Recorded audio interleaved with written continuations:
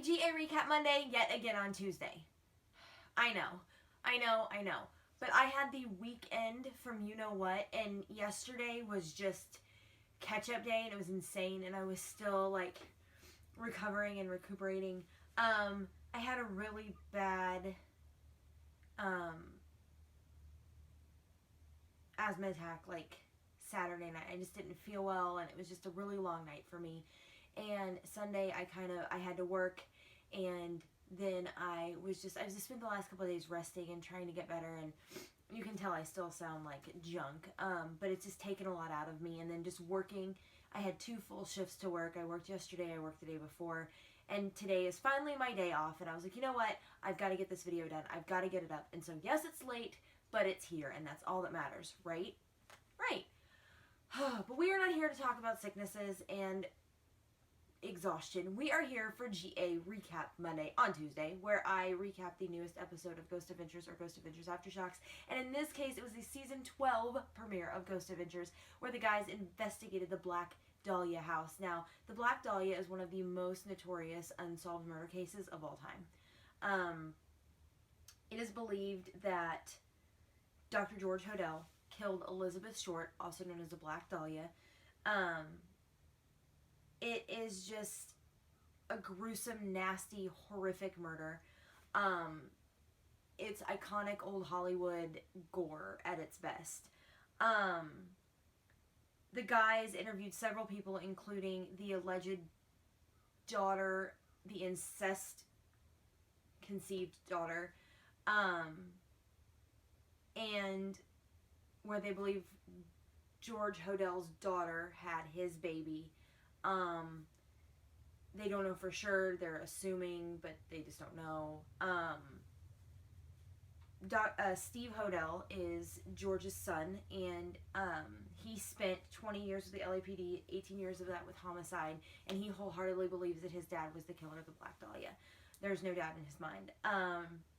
He was a skilled surgeon who cut her in half. What? Like, she was bisected. It was a nasty, gruesome cut from ear to ear on her mouth, cut in half, literally.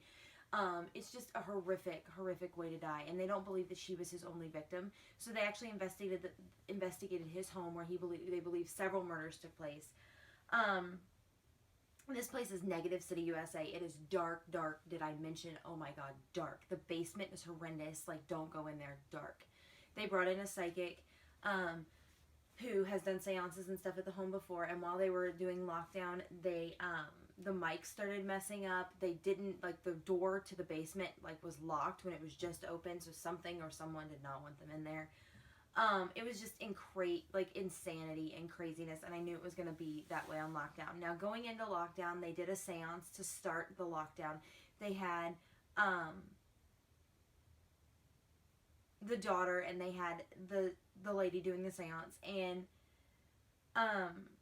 during the seance, she was channeling several spirits. The spirits were laughing, and she was coughing and freaking out. Billy was actually in the kitchen doing the paranormal puck, and they kept getting the words penny, malicious, entered, living. Like, it was all creepy, and they were all relevant. Like, they were like, who did you just enter? Living. Well, the spirit just entered a living person. They kept saying Penny, Penny, Penny. So obviously Penny was either a victim, or it was George Hodel posing as one of his victims to try to get them to, like, let their guard down a little bit. Excuse me, you're gonna have to just deal with that.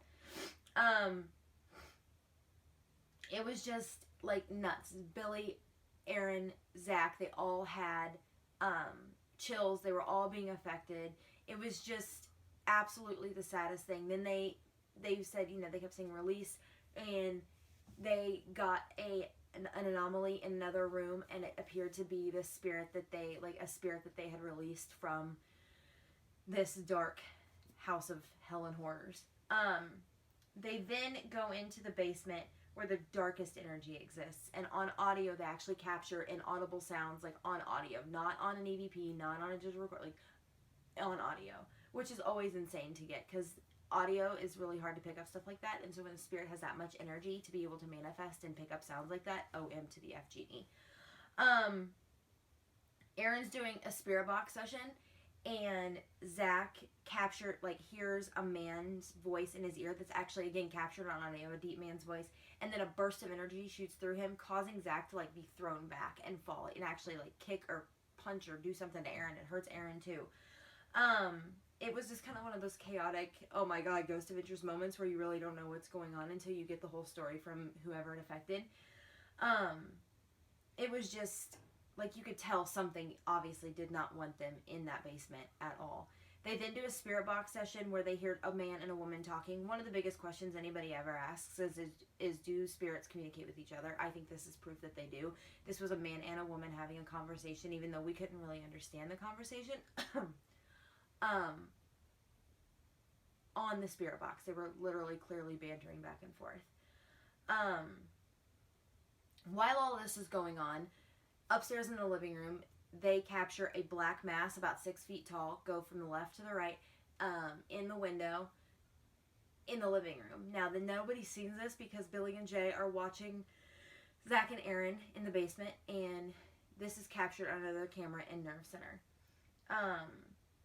They then send Billy into the basement by himself in the pitch black darkness, kind of like they did with Jay in, Crud Nuggets. I just forgot the name of the location, but you guys know what I'm talking about. Where they sent him in just pitch black with, like, a digital recorder. They did that with Billy in this episode in the basement.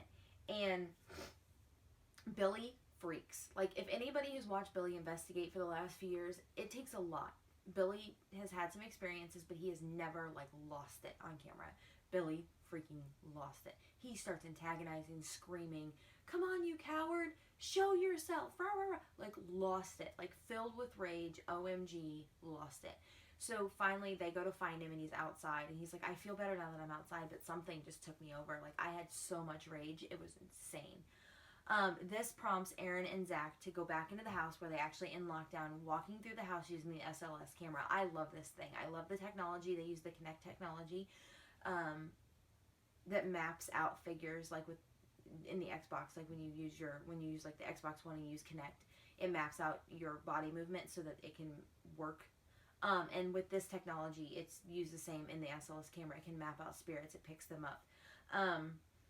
And they don't see anything until they get to the bathroom where they believe the Black Dahlia was actually dismembered.